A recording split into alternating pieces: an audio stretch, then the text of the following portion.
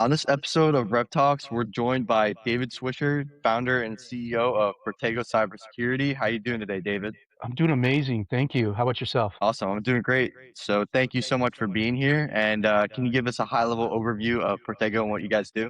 Yeah. So Protego. So first off, the name Protego.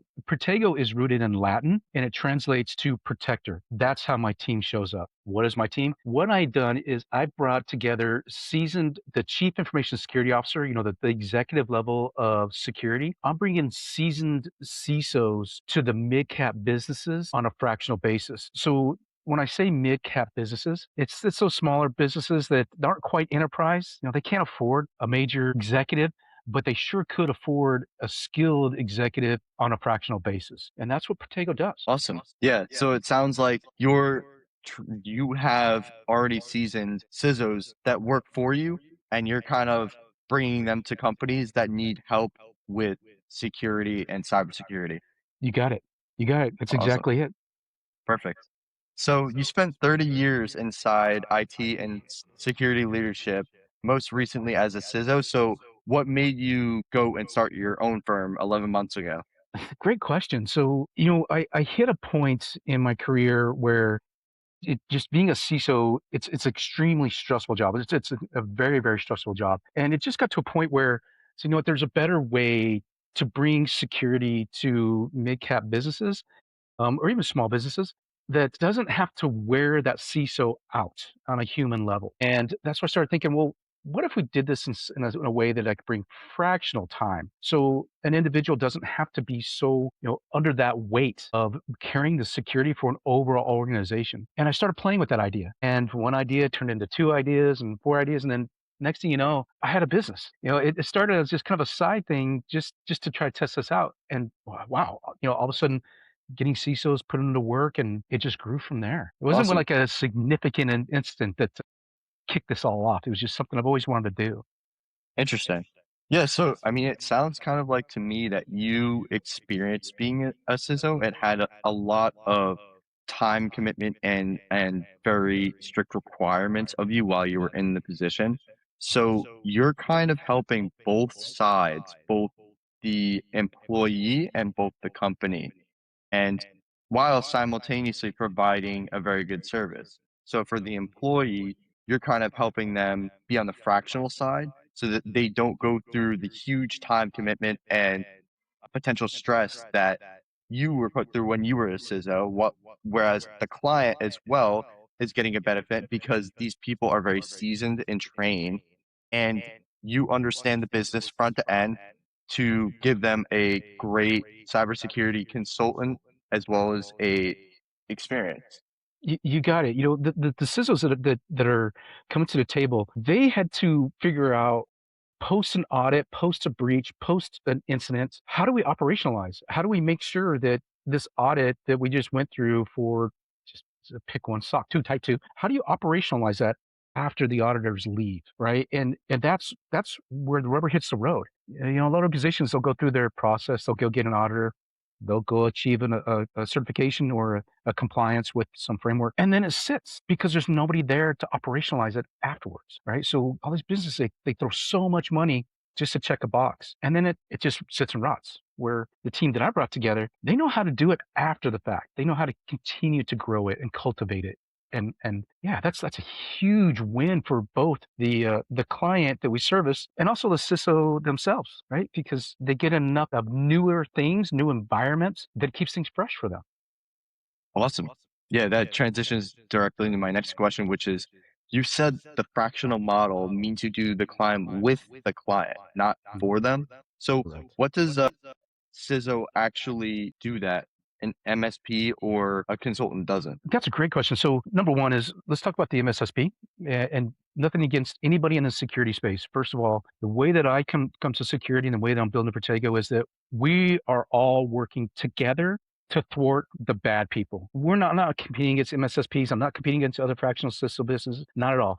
We need more, and the more, the better. So the one thing that we have with where I talk about the MSSP, the big challenge a lot of those CISOs may have is that they're positioned to sell, right? That to sell what the MSSP does. And if it's not within their skills, or within their capabilities, the CISOs may talk towards it, but they say, I'm going to leave you on your own for that one. Where we sit in a little bit differently, right? We come in and we sit alongside the executives maybe it's the CIO, could be a director of IT, but also CIO, CFO, or sorry, CEO, CFOs. And we sit alongside them and we approach security as a Sherpa. You don't know what Sherpa is? The Sherpa will help you do the climb of Mount Everest. They don't climb it for you, but they will help you. They know where are the places you don't want to go, where are the places that you should go, and they know the terrain. They understand that, oh, you don't want to go over that area because that's nothing but heartache and hurt feelings over there. Let's put something there to manage that risk and move on. We don't just come in, turn all the knobs, and then fade out in the background. We stay sticky.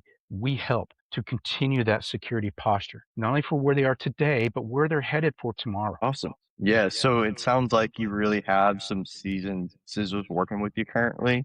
So you understand the process already front to end, the type of things that they need to implement and work on a consistent basis to make sure that their security is up to standard and continuously monitored and improved.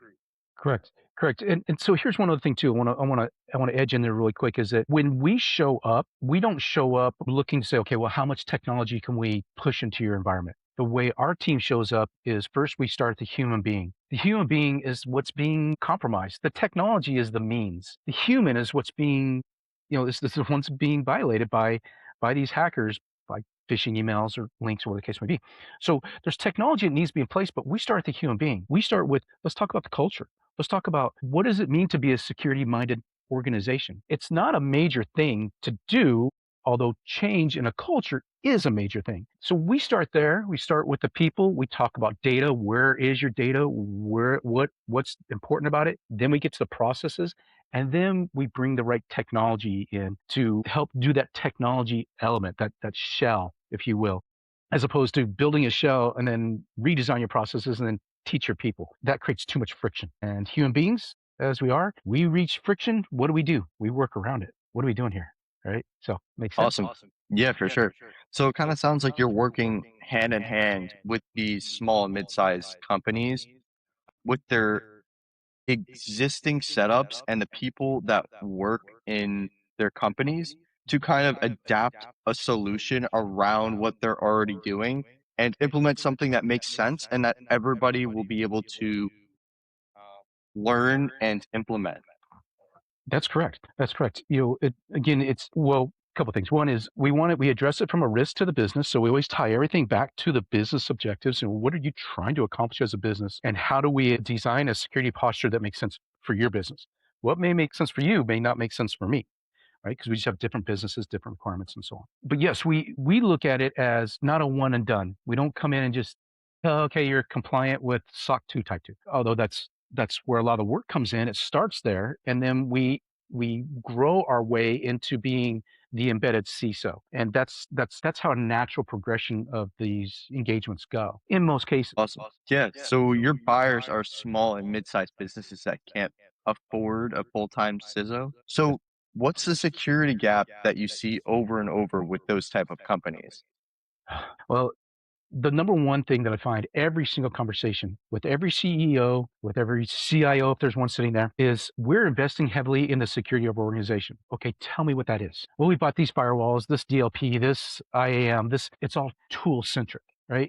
And then I ask the questions, well, if it's all tool centric, is your security posture? How do you train your humans, right? We have our annual, cyber awareness training every October, just like everybody else. And that's just not good enough, right? That's just not good enough in today's world. I mean, I don't even know if it's actually ever been good enough. I don't know. It's just a swing and a miss. So we really focus back on that human. So, okay, well, let's work on getting better at the human. Let's develop those processes so we reduce the friction and then bring the right technology. Because we found a lot of the technology that these companies buy, they'll use one piece of the 10 things it does, and then have another tool that does one piece of the 5 things it does. And then there's overlap. And it's just over indexing on the technology. So from the business's perspective, say, yeah, we're investing heavily in security, but not strategically. It's a response to something. It's just all tactical effort that at the end of the day is what's being used against us.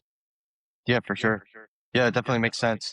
I mean, it just brings it back again to that point where it's kind of just seems like you're really working in a handheld environment with the clients that you actually work with. You're trying to actually audit what the humans are doing and actually bring technology rather than just generic tools that they can purchase and only use 10% of. You're bringing solutions where everybody in the team can understand and implement and use on a daily basis technology that makes sense and that also simultaneously protects them from any cyber threats. You got it. Exactly Awesome. right. So part of your work is solution selection and vendor management for clients. So when a client needs something that doesn't exist on the shelf, custom tooling integrations, compliance workflows, what happens then? Yeah, that's a great question. So that's where we have to go back to our network and say, okay, here's a business problem that my client is trying to solve for. And I go to my network and, I've been in this for over 30 years. I've got I got a big network. A lot of people I can ask questions of and say, has anybody ever seen this before? This is what we're trying to solve for. It doesn't fit anything else that we've seen before. Does anybody have anything that they can come to the table? But I can be honest with you, that doesn't really happen all that often, right?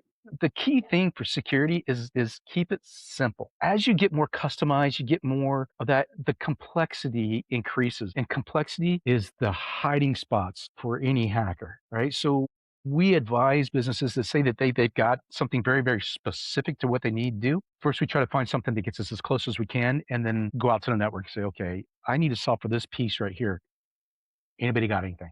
Right? It, at the end of the day, it takes human beings anyway, and I truly do invest in a lot in human beings and relationships and conversations and all that because that's how we learn and that's how we grow.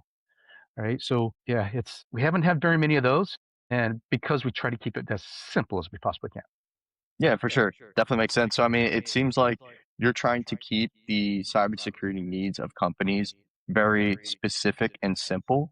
So it's extremely effective because when you implement solutions that are very complex, it actually makes it easier for a client to be hacked or open to cybersecurity threats, if I'm understanding that Absolutely, correctly. absolutely right, absolutely right. So I like to use this analogy when I talk about what should a security posture look like. The analogy I like to use is picture baking a cake. Right? If you don't put sugar in it while you're mixing up the batter and all that, you bake the cake and then you lay sugar on top of it. That first bite might taste good, but what about all the rest of the bites? Right? It needs to be integrated into the way the business operates, the way they think. Are we doing this in a secure way? Doesn't mean they have to become a security company, just like a construction company doesn't have to become a safety company. A construction company is safety first, but they build homes. Right. So the same thing, same mentality can be applied here. Is it, build your security as you operate and in your daily operations so it doesn't seem like a frictional thing. Good security executed, or I'm sorry, security executed in a good way should be invisible. It shouldn't get in your way. Awesome. Yeah, I love that analogy. Yeah. The only question I have about that is it seems like AI is changing both sides of your field, so like the hackers and the defenders. So where is it actually hitting your clients right now? Right. Well, not so much from the defensive side. So what I'm seeing, well, first let me make a statement about AI, my position on AI. AI should enable the human being. It should not replace the human being. It should be able to do things more efficiently and more accurately where humans can just use their mindset to grow what they do. So AI should be an enabler, not a replacer. All right. That being said, the AI that we're seeing that we're running into with our clients right now is on their side. They're saying, we want to utilize AI. What do you want to use it for? Right? The use cases that come into play are, some are, well, we want to replace human beings. Well, that's a rough start, but let's go somewhere else with this. What I'm finding more on the AI side is that businesses are now starting to realize that their data is so important, or they just they'd have the mentality of, we got tons of data, so I'm sure we could be fine. But it comes down to the quality of the data because the data is what's going to feed the AI. The AI is what's going to execute for the human being, right? So what we find in the AI space is companies are saying, okay, we want to use it, but we don't know how to use it right. We don't know how to use it to solve real problems, and we don't know how to use it so we don't introduce potential problems in the future. That's what we find more often on the AI conversation. It's not as much as, you know, deep fakes and all those, even though that all exists, right? Everything that AI does for the good people, it does it just as well for the bad people. And so we're not seeing a lot of that yet. Doesn't mean it doesn't exist. We just haven't seen it. It's more of the conversations are how do we use it is how we're Got seeing it. it. Yeah, that makes sense.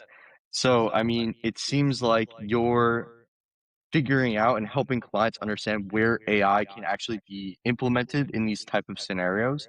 And rather than being a direct replacement, it's more of an amplifier for the CISOs and the people that already have the experience and understand what goes behind cybersecurity in order to create the most effective solution possible. Yeah, absolutely. Exactly. That's the way that we address the AI situation as we sit today. We use AI internally, and we have to.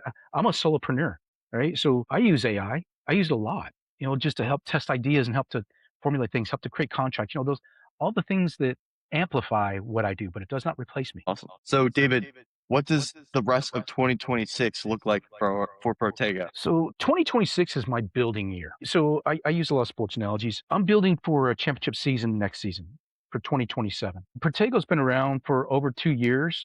I had it running for almost a year and a half before I stepped out of my corporate role and went into this full time. So when I did that, I realized I really needed to build something more substantial. And you don't really know that until you get into it. So this year has really been a building year. It's getting on the partnership set up. It's understanding, well, who are the teammates that I want on my team, and how do I create those synergies with other organizations like MSSPs or other fractionals that are out there, and try to form relationships with them as well. Right. So that's what 2026 looks like. 2027 is what I'm preparing for our championship year. That's where I see a lot of the work that we put together, all the conversations we've been having with clients. It's just going to continue to grow. And then once all this is all built and people are more aware of what we do and how we can help, 27 is going to be a major run for us, for sure. Awesome, David. Well, appreciate you jumping on. It looks like what you're building is really going to revolutionize the cybersecurity industry, and I look forward to seeing what you guys do moving forward and into 2027. Thank you. So, where can people find you? What's your company website and your LinkedIn? Right. So first, the company website is Protego Cybersecurity.com. And by the way, I'm rebuilding the website right now. So I want to have it fresh for the beginning of the year. So we're going through a process to rebuild that. And then I'm on LinkedIn.